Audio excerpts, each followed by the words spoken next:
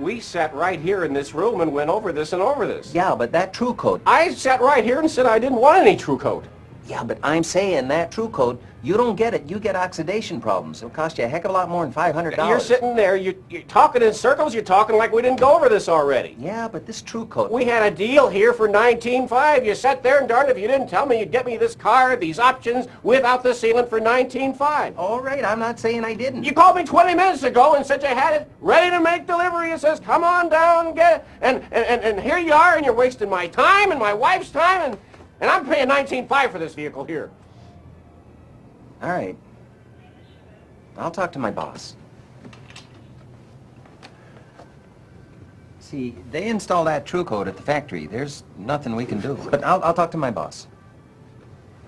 These guys here, these guys, it's always the same. It's always more. You going to the Gophers on Sunday? Oh, you betcha. You wouldn't have an extra ticket. You kidding? Well, he never done this before. But seeing as it's special circumstances and all, he says I can knock $100 off that True Coat. 100. You lied to me, Mr. Lundgaard. You're a bald-faced liar. Bucky, please. A fucking liar. Bucky, please. Where's my goddamn checkbook? Let's get this over with. Where is it? Look at the size of that trunk. You could put 3 bodies in there. Just kidding. Just trying to levitate the situation. Okay, thank you. We appreciate it. Sure, sure. Hey, what kind of car you drive anyway? It's a Lexus 430 LS. That's like a Toyota. It's a Lexus. Yeah, Toyota, Lexus, same thing. Japanese, right? Let's not forget Pearl Harbor. Anyway, let's get serious. You want to buy this car, what? Yay or nay? Well, I don't know. We have to think about it. Yeah. What's there to think about? I mean, you told me you liked it. You asked me 10,000 questions. I answered every single one of them. You drove it. You love it. What more do you need to know? You know, it's a lot of money, and we just need the time to consider it. Consider it? Yeah. Well, why don't you consider this? You've been breaking my balls for about an hour, asking me about every goddamn accessory in this car. Look, what about the light? What about this? You cannot talk to customers like that. You're not a customer as far as I'm concerned. You want to buy the car or not? Not from you.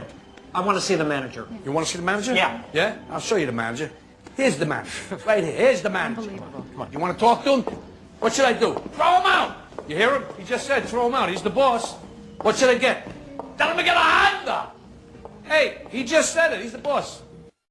Daryl, you've been our top salesman now for the last several years, and we've given you countless warnings about your impropriety, sexual harassment, general misbehavior. I'm afraid we have no choice, Daryl, but we have to let you go.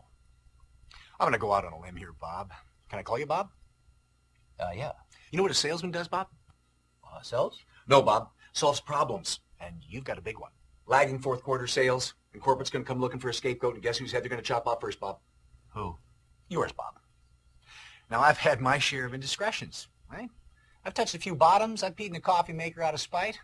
But who hasn't? You peed in the coffee pot? I don't want to beleaguer that point. You know, a nickel is just a nickel to a blind saint. Can we talk wampum, Bob? Yeah. Now, what's it going to take right now to convince me that I shouldn't just walk out of that door and let him chop your head off, Bob?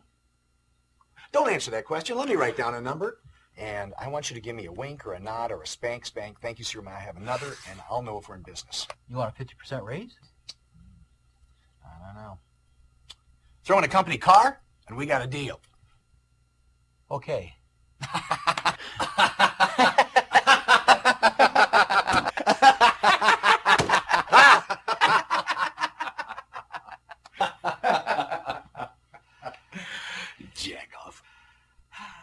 So where you from? Alaska. Oh, yeah? This is a crisis moment for America. Uh-huh. The ultimate adverse effects on Main Street, and then how that affects this globalization that we're a part of, and make this proposal better, make it make more sense. Can you be any more specific? This is too important. This is crisis mode that we are in. Okay. I, like every American I'm speaking with, we're ill about this position that we have been put in. So, We are getting into crisis mode here. You were having sex with a little fella then. That's something that John McCain and I have both been discussing. Is there anything else you can tell me about him? I love John McCain. Oh, yeah? Yeah. Oh, you betcha, yeah. Yeah. Oh, yeah, that can happen. Crisis mode. For about a year and a half. Yeah, that's where we met. But I dropped out, though. Yeah, she dropped. Yeah. So where you girls from? Chaska, Le Sueur. But I went to high school in White Bear Lake. You know, go Bears. Okay. I want you to tell me what these fellas look like. Well, the little guy, he was kind of funny looking. In what way? I don't know, just funny looking. Can you be any more specific? I couldn't really say. Was he funny looking apart from that? Yeah? So, is there anything else you can tell me about him? No. Like I say, he was funny looking. More than most people, even. What about the other fella? He was a little older. You know, he looked like the Marlboro Man. Oh, yeah? Yeah. But maybe I'm saying that, you know, because he smoked a lot of Marlboros. Uh-huh. You know, like a subconscious type of thing. Oh, yeah, that can happen. Yeah. Hey, they said they were going to the Twin Cities. Oh, yeah? Yeah. Yeah, is that useful to you? Oh, you betcha, yeah. Yeah.